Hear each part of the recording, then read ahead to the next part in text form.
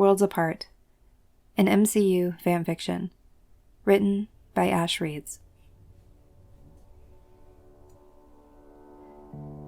In comparison to the rest of the realms, Asgard seemed like paradise for anyone to reside in. Lush green mountains, fertile fields, and crystal clear rivers and lakes surrounding the grand castle in the center of the vast kingdom. A shimmering city spreading as far as the eye could see, a place where everyone can exist in peace and harmony. But just like any place, there manages to be a handful of people with no proper homes, barely any food, and not a penny to their names. Kara Avalar was one such person. Kara was part of a small camp of people that resided in a wooded area south of Odin Allfather's castle, everyone doing what they could to help one another. The camp was about half a mile away from the marketplace, the center of the little town created by the poorer common folk of Asgard, for them to congregate and for merchants to display their wares. The art of bartering was practiced daily amongst the people. Everyone was able to make it work quite well, despite having very little. Some even offered work in exchange for what they needed.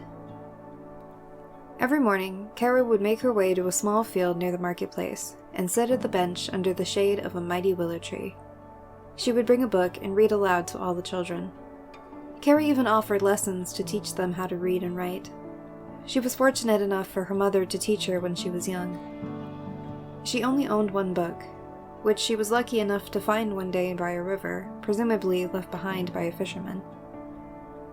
The book recounted glorious tales of Odin's two sons, Princes Thor and Loki. The story sounded so amazing that a few people were almost skeptical of the events ever occurring. Even if no one believed the tales to be completely true, they were still fun to hear nonetheless. This morning, Kara bolted upright from her sleep by the barks of Bjorn, a hunting dog belonging to one of the men in the camp. Bjorn was a friendly hound, with soft dark gray fur and a very prominent wolf-like face. He was a large beast, so much so that the smallest of the children would often ride his back like a steed, a pastime that Bjorn and the children never grew tired of. Kara relaxed as she saw the cause of her scare, taking a few deep breaths to calm herself. Bjorn just sat at the side of her cot, his tongue hanging out the side of his mouth as he panted. Kara gave Bjorn a few pats, her hands on both sides of his face, gently giving him scratches. She then stopped. Holding her hands in place, she looked deep into Bjorn's eyes. I swear, one of these days you're going to give me a heart attack, she said to him playfully. Bjorn replied by licking Kara's cheek. She smiled at the hound and gave him a kiss on top of his head before ordering him to return home. Kara wiped her cheek with the back of her hand and began to get ready for the day. She covered herself in a simple dress that was tattered around the skirt, and the short sleeves were fraying around her elbows.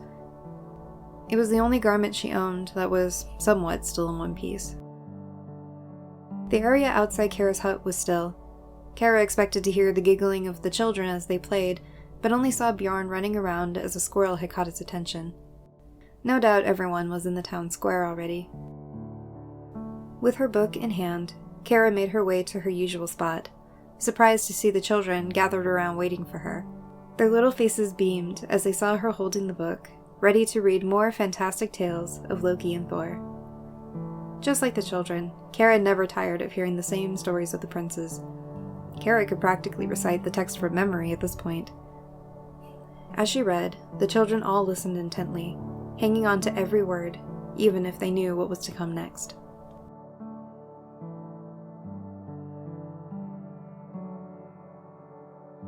With 3 ladies-in-waiting by her side, and a palace guard following close behind, Queen Frigga was taking a stroll through the town, greeting her people and checking in on their well-being. The queen cared deeply for all the people of Asgard, that every now and then she would help by giving them items such as blankets, food, money, and medicine. She would even support some of the merchants in the market. The people were always happy to see her, praising and thanking their queen. Ladies Alva and the twins, Eira and Runa Sotara, were daughters of a few of the wealthiest families in Asgard. Alva wanted to live the life of nobility and luxury at the side of the queen, while Eira and Runa saw it as a perfect opportunity to carry on their parents' work to help the less fortunate of Asgard. Alva walked on Frigga's right, talking idle gossip, as if they were the only two people in the marketplace. The twins were at Frigga's left, window shopping as they walked, while also leaving small bags of gold coins in the hats of street performers and the cups of beggars. As the small crew reached the center of the marketplace, Frigga's gaze landed on the willow tree, as well as the little audience sitting in front of it. She stood for a moment as she watched the young woman reading. She closed her eyes and took a deep breath, with soft voices whispering in her ear. Opening them once more, a knowing look in her eyes, her intuition telling her that she needed to engage with her. Alva placed her hand on Frigga's arm, trying to get her attention. "My queen, are you alright?" she asked. Frigga didn't answer as she walked towards the group. Alva let out a little huff as she followed. She wasn't one for being ignored, but since it was the queen, she held her tongue. She stopped a little ways behind Frigga as to not crowd her. The twins followed suit as they caught up with Alva. As Frigga walked closer, she could hear the story Kara was reading. "Then, to show his father that he had successfully slain the mighty beast terrorizing the village, Thor brought the pelt of the creature, a victorious trophy for him and the crown." Kara was about to continue when she was interrupted by a gentle voice. "I remember that day. My son even apologized profusely for getting blood on one of the rugs." Kara looked up, and she stared in astonishment. The queen herself was standing mere feet away from her. Kara panicked as she shut the book and knelt to her knees, bowing her head. The children, upon seeing the queen, began cheering and went up to greet her. Frigga smiled brightly at their excited and eager faces. A few of them started chanting to her about her sparkles. Frigga chuckled to herself as she began to wave her hands over the children, golden lights emanating from her fingers as she dazzled the children with her magic, making it seem like specks of gold and silver were raining down on them. She conjured up a little cloud over the children as they played and frolicked in the shimmering light. Frigga walked over and sat down next to Kara, who was understandably nervous about being so close to her. Kara felt like she couldn't look Frigga in the eye, or even in her general direction for that matter. "You may sit up, my dear. It's all right," Frigga said as she sat down on the bench. Kara gingerly got up to her feet and sat down next to the queen, placing the book in her lap. Frigga could feel the nervousness emanating off of Kara, and she placed a calming hand on her arm. Kara could feel the warmth of her hand, and was surprised that the queen was this direct with her, a common nobody. "What is your name, my dear?" Frigga asked gently. Kara swallowed before she answered. Kara Avalar, Your Majesty." "The children seem very taken with you. Do you read to them often?" she asked. Kara couldn't help but blush a little bit. "Yes, I do every day. This is the only book I have, but they love hearing about the princes." "Well, the ones in print are pretty exaggerated. If only they knew of the reality." Frigga chuckled. Kara couldn't help but join her. The queen's joyful aura seemed almost infectious. "Kara, I know this may sound a bit forward, but would you like to be my new handmaiden? I just have this strong feeling that you would have great potential to be a noble companion." Kara just sat there, her eyes wide. She wasn't entirely sure how to respond. Out of everyone in all of Asgard, why choose her? Is this even how queens found handmaidens? Just by finding them on the streets? Kara stammered for a moment before she spoke.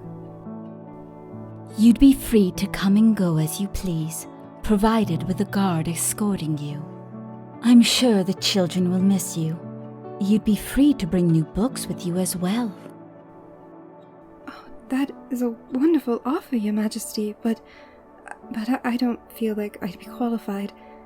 I'm sure you'd rather choose someone more worthy, like your current companions. Kara finally said, gesturing to the other 3 ladies.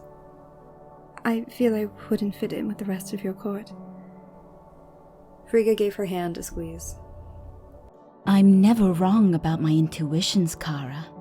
But if you'd like, I can give you time to think it over.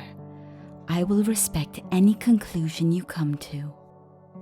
With that, Frigga stood up and began to make her way back to her party. I will send a messenger in a week's time to retrieve your answer. Have a lovely day, Kara. Frigga bowed her head, and Kara stood up to curtsy in return. The children gathered around once more to say their goodbyes to the queen.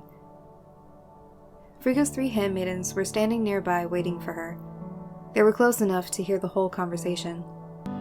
Eira and Runa were thrilled at the prospect of meeting a new friend, but Alva felt indifferent.